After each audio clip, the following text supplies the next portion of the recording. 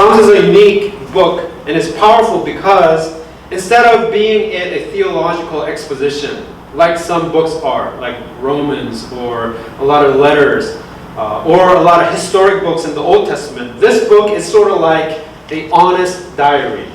I don't know if you grew up writing diaries or journals, but this is sort of like that. From the people of God who go through the daily struggles. So we can definitely relate to a lot of their words, a lot of their honest words, brutally honest at times, and very raw. They express their emotions in a very raw manner, and we can relate to many of those because we also go through a good share of our struggles. And I want these songs in the format of poems and song lyrics to be our journal as well, to be our daily diary as well, as we live this day, looking forward to God in His work. So today we'll be focusing on Psalm 139. So if you have your Bible, I would encourage you to turn to Psalm 139. One of my favorite passages here. And David wrote this psalm. And he focuses on this psalm, especially as he is trying to really fix his heart on who God is and what He has done for us as he's going through the difficulties in life. And as he's writing this psalm, we can really tell from this psalm what he thinks of God. Look at verse 6. He confesses in this beautiful psalm. This is what he says. In verse 6 it says, "Such knowledge is too wonderful for me. It is high, I cannot attain it." And then in verse 17 too, he says, "How precious to me are your thoughts, O God. How vast is the sum of them." So he's writing this psalm, and he is saying, you know what? Whatever I'm about to write here, whatever I have encountered about you, Lord, it is so wonderful. It is too wonderful, and I can't really contain how awesome it is. So what is he speaking of? What was so wonderful that it captured David in this manner? How he's saying, you are too wonderful. I cannot have the words to express how wonderful you are. What moved? What about God moved David so much? Well, if you read this passage, we know that he was blown away by God's incredible knowledge. God's incredible knowledge, all-knowing, omniscience of God. And by God's incredible presence as well. So let's look at the first 6 verses here. Let me read to you Psalm 139. It says, "To the choir master, a psalm of David. O Lord, you have searched me and known me. You know when I sit down and when I rise up. You discern my thoughts from afar. You search out my path and my lying down, and are acquainted with all my ways. Even before a word is on my tongue, behold, O Lord, you know it altogether. You hem me in, behind and before, and lay your hand upon me. Such knowledge is too wonderful for me. It is high, I cannot attain it."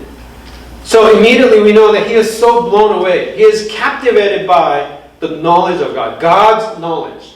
How it surpasses the limits. Right? It says in verse 2, God knows all of my actions. And not only my actions, God knows all of my thoughts. And in verse 3, he says, God knows all of my plans as well. In verse 4, he says, God knows all of my words, even before I speak it. Can you imagine that? You're formulating your words in your mind, and God knows it even before you speak it. And then verse 5, it says, God hemmed me. Or God had tightly knit me together, front and back, behind and before, and He is laying His hand on me. It's the gesture of empowerment, it's a gesture of encouragement, and it's a gesture of just affirmation. God's hand on my life as He knows everything about me. So God knows us better than we know ourselves. There's a lot of untruthfulness mixed in us as we portray ourselves to the public, right? Or as we try to show ourselves, project ourselves to the world. There's a lot of untruthfulness mixed in it. A lot of pictures that we post. We love using filters and some other tweaks here and there. Or just the way we act in front of other people. We always put out the best. and kind of hide what is the worst in us. But God says, I know everything about you. And everything, even how you perceive yourself as well. Right? Sometimes I like to think myself highly than what I actually am, right? Oh yeah, I'm a better dad or better father. And even all of that put together, God says, I know you better than you know yourself. And that thought, it's so moving to think about it. Think with me here.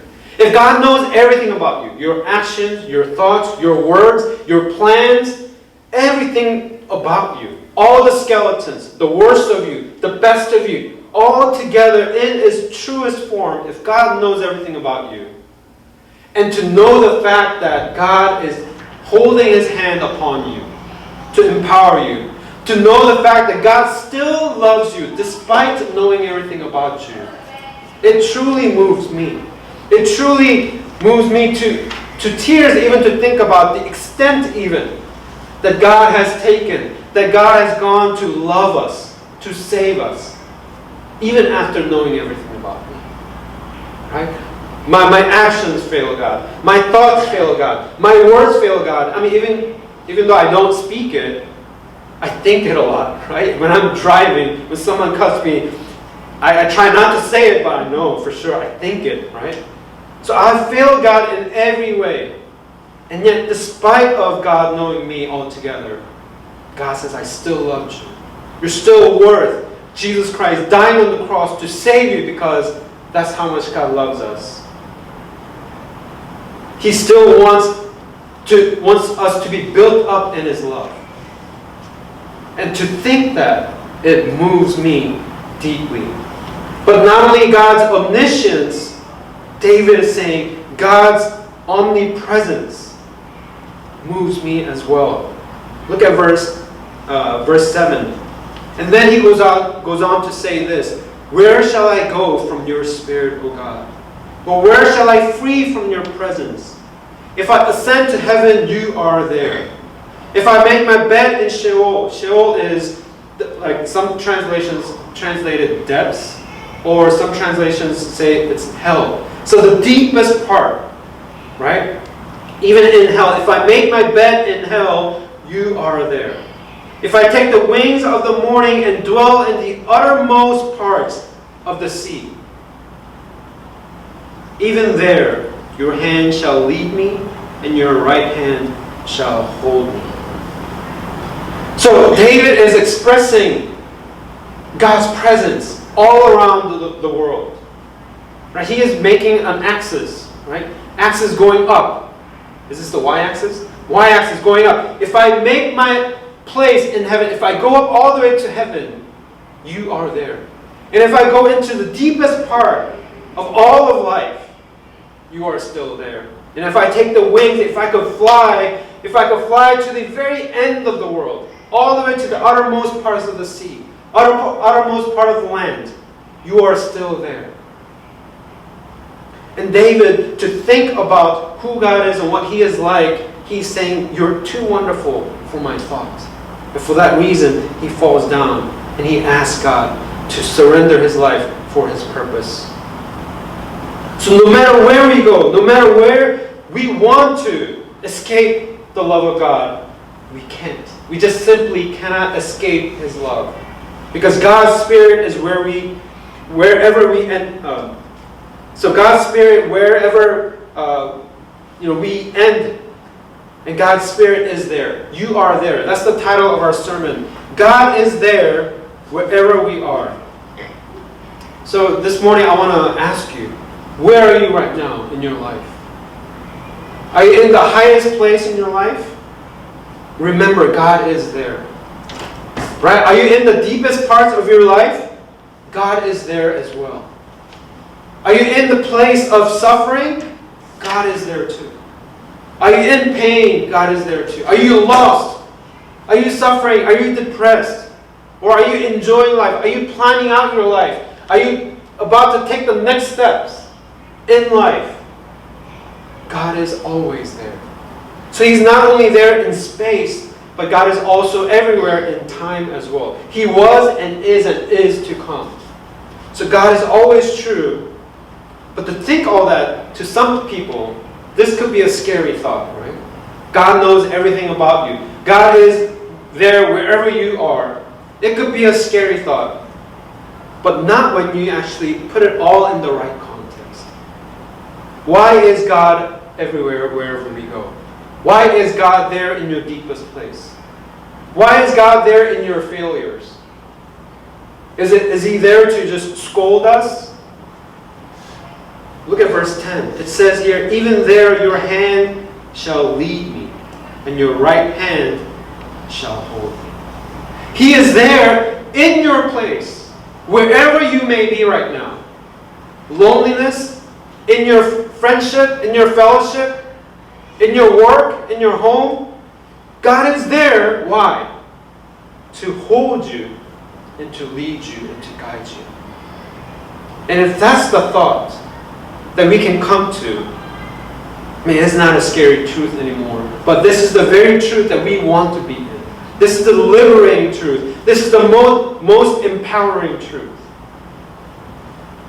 And then look at verses 11 and 12. He says, if I say, surely the darkness shall cover me, and the light about me be night. Even the darkness is not dark to you. The night is bright as day, for darkness is as light with you. So David, I think he was going through some really dark times in his life. Right? He was probably in a Sheol kind of place in his life. And he's saying, surely the darkness shall cover me. But then he confesses, even that darkness will turn to light because why? In your darkness, God is there. That is why Jesus came to earth. To be with us, Emmanuel, God with us. To be the light of the world, so that we're never lost. So that we're never alone. And it is my prayer that this morning that all of us, as we take our journey in life, as adults now, and as young people, forming your life with an ambition to live for the glory of God. We may fail, we may fall, but remember, in your fall, God is still there. In your great successes, God is there. And wherever you are, He is there to uphold you. He is there to still lead you and guide you. So whatever journey you take, go forth in courage. Go forth with that passion. Whatever darkest place you may be, that will turn to light. Because God